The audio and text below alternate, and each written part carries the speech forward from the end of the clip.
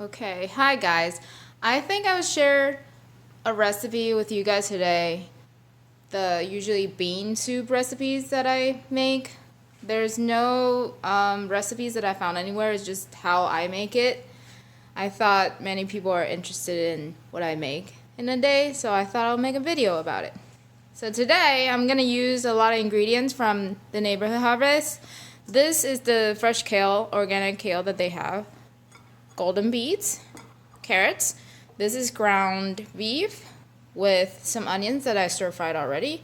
And these are beans that are pre-soaked overnight, which is gonna make them taste the best. And in the Instant Pot, we have 1 piece of soup bone in there. Usually I got these for Gizmo, but sometimes I steal his bone to make soup. So there's that. All we're gonna do, these are some kombus that I bought. Basically thick seaweed. They would add nutritious values to your meal. There's that, and then we're gonna pour all the beans in there. And some whole grains that I have.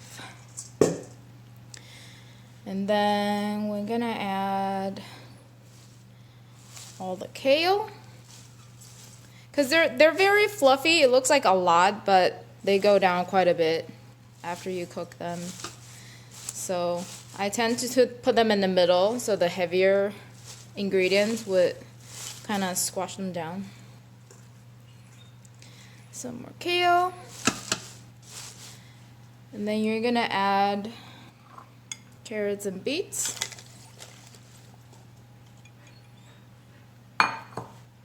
Carrots and beets in here.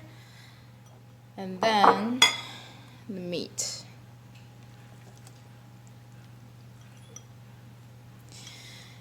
After you put everything in there, all you need to do is add water to this and then some seasonings of your liking, and then put this on. It will take, I usually put the setting on beans and chili, which is about 25 minutes. After that, it will be done, and I'll show you the result after that. Alright, one quick note before you start cooking. So this looks very full, but be mindful that most of it is just because the fluffiness of the kale that I put in there. As long as they don't top over your pot, you're fine.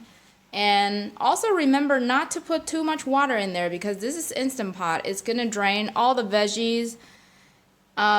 So for example, like carrots, they're gonna have a lot of water in there, and then the kale is also gonna go down.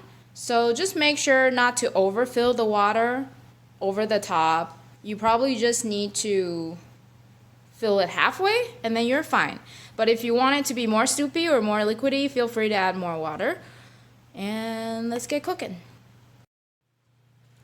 Alright, video number 3.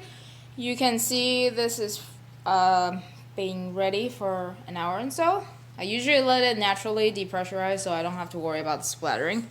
And just do this to make sure everything is fine, and then you can open the lid. Let's see. Alright, that's the finished product. Looks pretty good to me. Alright, let me see. Let me stir this up. This is very nice, dense soup. I'm trying to fish out the soup bone in there. But yes, this is what the consistency that I'm looking for, that it's not too watery.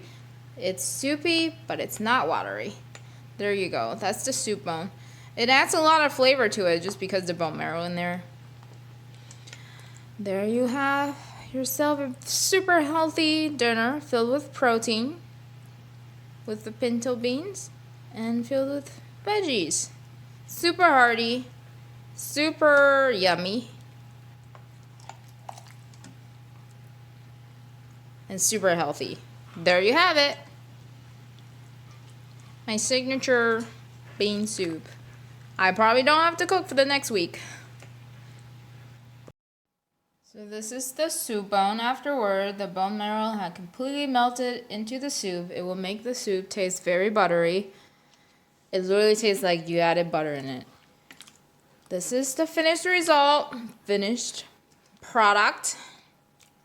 After you take the soup one out, it's basically pretty much done. And you can serve yourself a bowl of wonderfulness. This is super fresh ingredient from the Neighborhood Harvest. Awesome soup. If you guys get to try this recipe out, let me know how it goes.